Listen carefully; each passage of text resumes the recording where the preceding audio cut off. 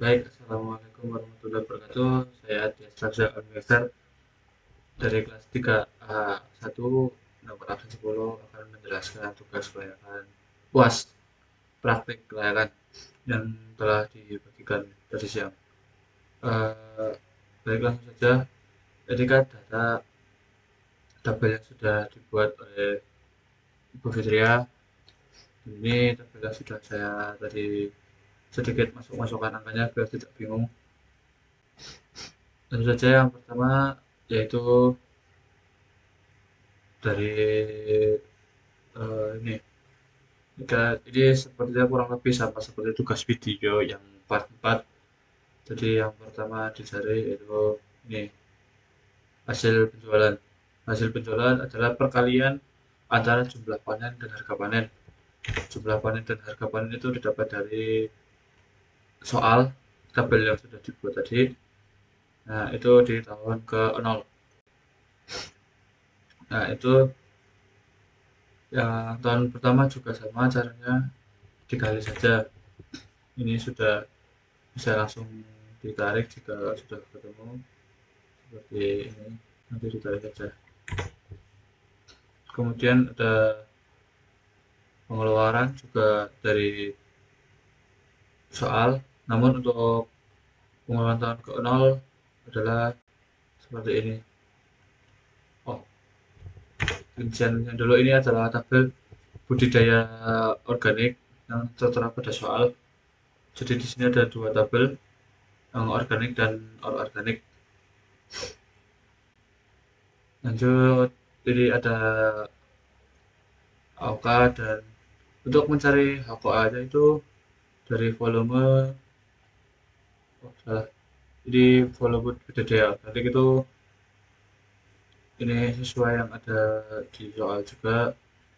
Untuk mencari tahun ke nolnya itu volume ini 10 dikali 25.000 biaya satuan pokoknya. Jadi seperti ini saja. Terus seperti volume dikali biaya satuan, ini semuanya sama caranya. Lalu ada bahan, di sini bahan ada bibit, pupuk organik, vokasi, biofertilizer, zeolit, fosfat alam, dan pukat atau pupuk kandang. Ini sama semua caranya yang tadi di atas. Kemudian ada biaya tetap. Nah, untuk biaya tetap itu ada satu, yaitu penyusutan, satu saja. Lalu selanjutnya kita menghitung total total dari biaya. Nah, total biaya ini didapat dari pengeluaran dikurangi pemasukan di tahun ke-0. Kenapa minus? Karena masih tahun pertama. Tahun pertama ya nggak ada, masih istilahnya masih utang. Lalu ada kriteria investasi. Yang pertama di sini ada DF. DF itu diskon faktor yang ada di soal itu 15%. Mencari diskon faktor adalah rumusnya lebih seperti ini. Satu dibagi dalam kurung satu kunci kolom C adalah tahun ke 0, lalu ini dibagi, bukan, ditanda seperti petik dengan 15%. Oh kebalik, ini yang dikunci adalah 15% DF-nya, lalu dikunci angka 0 yang di tahun ke 0, dan DF tahun ke 0 adalah saya satu. Lalu bisa ditarik seperti ini, akan ketemu hasilnya. Lalu kemudian ada PV biaya. PV biaya adalah hasil dari perkalian diskon faktor dengan pengeluaran. Oh, pengeluaran ini sama dari soal. Oh, pengeluaran tahun ke 0. Nah, pengeluaran tahun ke 0 itu penjumlahan antara biaya variabel dengan biaya penyusutan atau biaya tetap. Karena biaya tetapnya cuma satu, jadi itu di saya sebutnya biaya tetap. Jadi seperti ini hasilnya.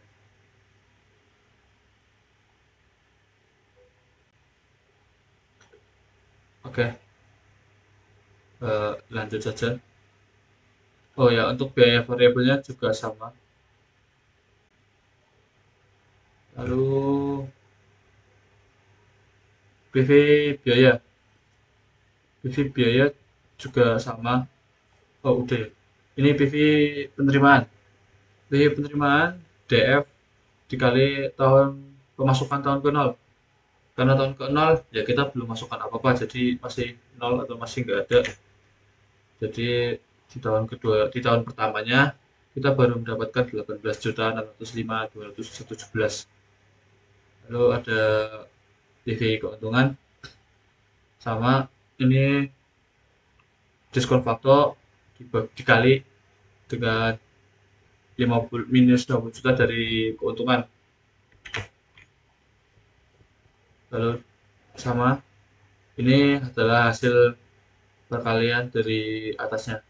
Jadi kenapa ditarik? Karena ini kan ini dari nol, dari ini. Jadi ininya tuh langsung si tahun pertamanya itu langsung mengikuti. Jadi di sini kan DF tahun pertamanya kan 0,87, itu dikali sama 18.398. Nah, itu akan menghasilkan 15 juta. Seperti itu. Selanjutnya ada NPV, Net Present Value. Itu rumusnya PV total dari PV keuntungan. Yaitu sum, akan saya ketik manual saja, sama dengan sum tab. Ini di seret saja. Nah, dan akan ketemu hasilnya 11 juta. Kenapa 11? Karena ininya minus. Oke, lanjut ada gross BC. Gross BC rumusnya penjumlahan antara total PV biaya dan PV keuntungan yang menghasilkan 1,20. Jadi tiap Rp1 biaya yang dikeluarkan akan menghasilkan keuntungan kotor sebanyak Rp1,20. Dan graf net BC itu berbeda rumusnya. Kalau net BC itu jadi tahun pertama dijumlahkan sampai tahun kelima, lalu dibagi tahun ke 0. Hasilnya 1,24. Jadi tiap Rp1 yang dikeluarkan akan menghasilkan keuntungan bersih sebanyak Rp1,24. Ini ada BEP, salah, IRR dulu. IRR adalah total dari seluruh keuntungan, ada 24%. Lalu ada BEP per unit. BEP per unit adalah rumusnya 4, biaya penyusutan atau biaya tetap dibagi harga panen, biaya variabel, harga tetap dibagi dalam kurung harga panen dalam kurung dikurangi hasil dari pembagian antara jumlah panen dengan biaya variabel yang menghasilkan seperti ini.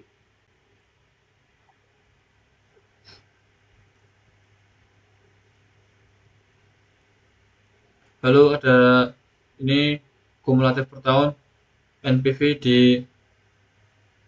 ditambah kumulatif per tahun ditambah PV keuntungan tahun pertama, dan akan untung di tahun ke-5. Jadi payback periodnya itu kurang lebih bukan kurang lebih tapi lebih dari 5 tahun ke depan. Selanjutnya ada anorganik, sebenarnya sama, mungkin perbedaan ada pada volume pembukaan lahan, pembukaan pada tenaga kerja harian lepas, lalu di bahan-bahannya, namun kurang lebih rumusnya itu sama, hampir sama semua. Lalu kesimpulan yang saya dapat dari yang saya kerjakan ini berdasarkan analisis dan penerimaan dan keuntungan, dapat disimpulkan bahwa usaha budidaya anorganik lebih menguntungkan dan lebih layak secara finansial dibandingkan budidaya organik. Hal ini ditunjukkan oleh keuntungan anorganik salah ketik anorganik lebih tinggi dibandingkan budidaya. Waduh sebesar. Jadi mau ditulis sebesar cuman takut belibet ngomongnya. Ya, mungkin itu saja yang bisa saya sampaikan pada UAS praktek malam hari ini. Terima kasih Bu Fitria, Bu Ipah, Bu Siwitri yang sudah mengajarkan analisis kelayakan usaha pada saya. Terima kasih, semoga ilmunya bermanfaat. Terima kasih juga sudah membimbing sampai sejauh ini. Wassalamualaikum warahmatullahi wabarakatuh.